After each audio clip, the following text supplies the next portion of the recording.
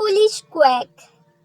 One evening, as the sun was setting, some travelers stayed to rest under a clump of trees and, losing their camels, set them to graze.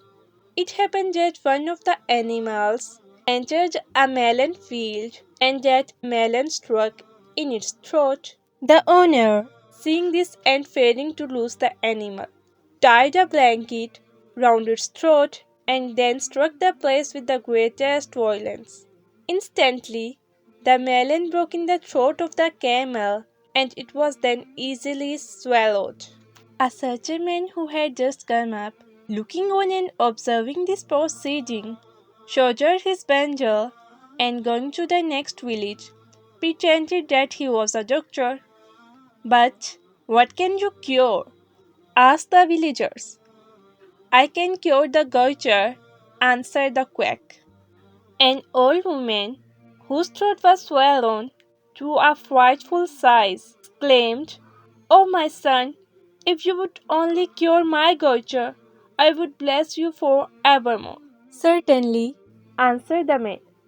"Here, bring me a blanket and a good-sized mallet." As soon as they were brought, he tied up the woman's throat and struck the swallow part with so much force that the poor old creature instantly expired. "Ah!" cried the people, "this fellow is a villain." So they seized him, being minded to carry him before the king. One of them, however, said she was a very old woman who must have died shortly, in any case. Let us therefore compel the wretch to dig her grave, and then we can beat him and let him go. So they took him and set him to work. But the ground was so stiff and hard that he made but slow progress. "If you do not dig it," said they, "before the king, and then you will be hanged." Thus exhorted, the unfortunate man, in the greatest fear, labored away with all his might, and at last, when the villagers saw that he had finished his task and buried the victim of his mistaken treatment, they beat him well and let him go. Uninfluenced by the severity of his punishment, the man mounted his camel and went on the next village, and again gave himself out as a great doctor. "And what can you cure?" said some. "I can cure goitre," answered he. This time it was an old man who offered himself for treatment.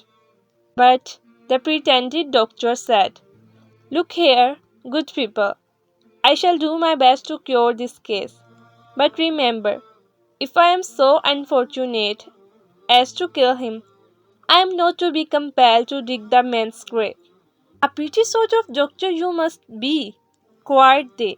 "Before you begin your treatment, you are talking of digging the patient's grave. Away with you! We shall have nothing to do with you." Hearing this, the pretended doctor began to say to himself, "When an extraordinary thing this is! My best plan surely is to return to the camel-men and tell them they have not shown me the right way to cure this disease. Perhaps they will advise me." When he had overtaken them, he cried, "What foolish men you must be!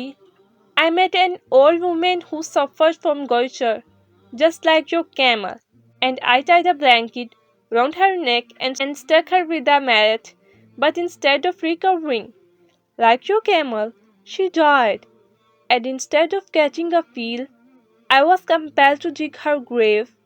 "It is not we who are stupid," answered the camel-man, "but you. We are not stupid at all. These animals are camels of prodigious size and strength. How was a feeble old woman to stand the blow of mallet? No, it is you, and you only, who are stupid." One of the men now stepped forward, saying to his friends, "You remain quiet and leave this fellow to me." Then, addressing himself to the newcomer, he cried, "Here you sit, sir, These men do not understand the matter at all. I can set it all right for you in a minute. Saying this, he lifted a heavy stick bound with iron rings and struck a camel which was feeding off the leaves of a wild plant tree. The stolid creature, secretly feeling the blow, merely moved a step or two forward. You observe, said the man, the effect of this treatment on the camel. Now, observe its effects on a human being. He then struck the man himself a similar blow, which flattened him to the earth like a log. When consciousness returned, his bewildered victim inquired, "Why, sir, this cruel usage? Do you not perceive?" answered the camelman. "I wish you to show you that what is good for camels is not therefore good for poor old men and women." "Ah," said the wretched man, "I now begin to see my error. Never ever again shall I set myself up for a doctor." If you like this story, then press the bell icon and become our subscriber. Thanks for watching.